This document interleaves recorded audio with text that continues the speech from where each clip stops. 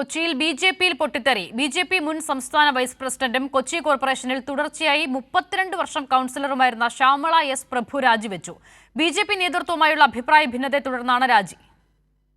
കൊച്ചി കോർപ്പറേഷനിലെ ബി.ജെ.പിയുടെ ആദ്യ കൗൺസിലറും മുൻ സംസ്ഥാന വൈസ് പ്രസിഡന്റുമായ ശ്യാമള എസ് പ്രഭുവാണ് നേതൃത്വവുമായുള്ള അഭിപ്രായ ഭിന്നതയെ തുടർന്ന് രാജിവെച്ചത്.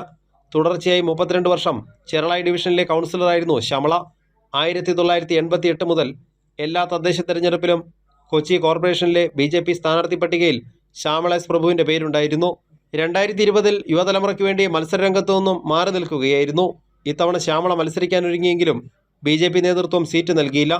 സ്വതന്ത്രമായി മത്സരിക്കുമെന്ന് പ്രഖ്യാപിച്ച ശ്യാമള എസ് പ്രഭുവിനെ പ്രമുഖ ബി.ജെ.പി നേതാക്കൾ വീട്ടിലെത്തി കണ്ടിരുന്നെങ്കിലും അനുനയിപ്പിക്കാൻ കഴിഞ്ഞില്ല. ഇതിനിടെ കോൺഗ്രസ് ജില്ലാ നേതൃത്വം ശ്യാമള പ്രഭുവുമായി ചർച്ച നടത്തിയിരുന്നു.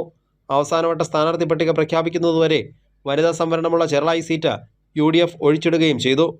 ഒടുവിൽ ചെറളായി ഡിവിഷനിൽ ബി.ജെ.പിയുടെ ഔദ്യോഗിക സ്ഥാനാർത്ഥിക്കെതിരെ സ്വതന്ത്രമായി മത്സരിക്കാനായിരുന്നു ശ്യാമള എസ് പ്രഭുവിൻ്റെ തീരുമാനം. നേതാക്കളുമായുള്ള അഭിപ്രായ ഭിന്നത കൂടാതെ ചെറളായിലെ ഔദ്യോഗിക ബി.ജെ.പി സ്ഥാനാർത്ഥിയെ പിൻവലിക്കണമെന്ന ആവശ്യം ജില്ലാ ബി.ജെ.പി നേതൃത്വം അംഗീകരിക്കാത്തതും പ്രകോപനത്തിന് കാരണമായി. ഇതോടെയാണ് ഔദ്യോഗിക നേതൃത്വത്തിന് ശ്യാമള രാജിക്കത്ത് നൽകിയത്. ബി.ജെ.പി ജില്ലാ നേതൃത്വവുമായി ഭിന്നതയുള്ള ചില നേതാക്കളുടെ പിന്തുണയും ശ്യാമള എസ് പ്രഭുവിനുണ്ട്. കൈരളി ന്യൂസ്, കൊച്ചി.